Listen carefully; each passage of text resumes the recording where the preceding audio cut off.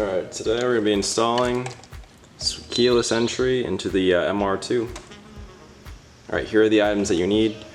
Extra wire, multimeter, 10mm socket, some wire strips, screwdriver, a light is useful, and some vampire clips for leeching onto the ignition power. That's about it. Let's get to it. Alright, first thing we're going to do is remove this panel right here, and all the wiring is going to be right behind this panel. Alright, to remove this, there's going to be a 10mm bolt right here, or a nut, and then all along here is going to be clips. So you're just going to have to pull them up, and the whole thing should just come out. Alright, after we remove the panel down here, exposing the wires to the door control, we're going to have to remove this main panel right up here to gain better access just for the wires.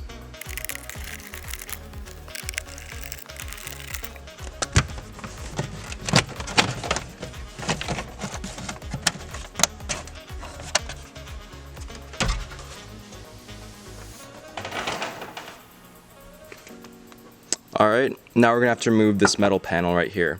It takes a 10mm socket.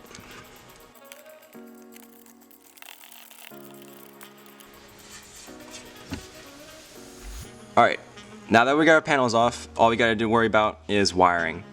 Now it's pretty simple. First off, just cut the insulation, this black insulation, back a little bit and pull the wires out.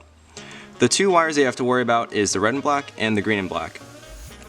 These are the two signal wires for the locking mechanism. This red and black right here is the lock signal. So what will happen is this has a 12-volt constant until you press the lock button, and it'll drop down to 0 volts.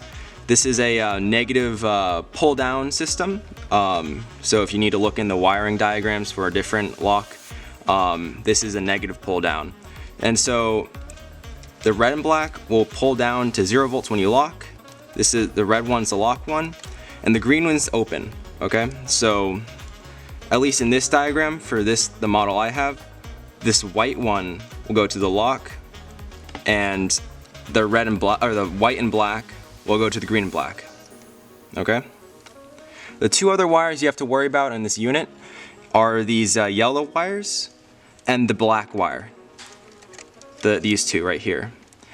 Twist tie or solder these together and bolt these or mount these to a ground point. Any point on the chassis, any metal chassis point that has a nut, you can just get like a clamp, and you can just bolt it to the frame. Okay, that's your negative and ground completed. Now what I did for the red one is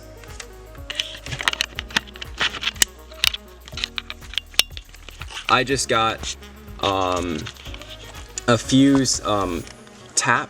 I got a fuse tap right here, which allows you to keep your old fuse for, this is the defrost on the rear window. It lets you keep the old 20 amp for the defrost, and then it lets you have another output of 12 volts, which is going to be the box for the keyless entry.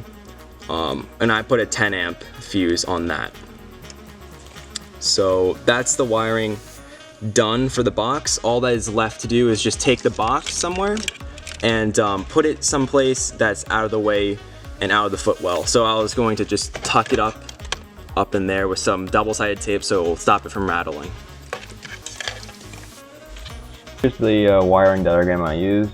As you can see, the positive trigger and the negative trigger on the diagram is flipped. Just as a reminder, the MR2 is a negative trigger, it's not positive.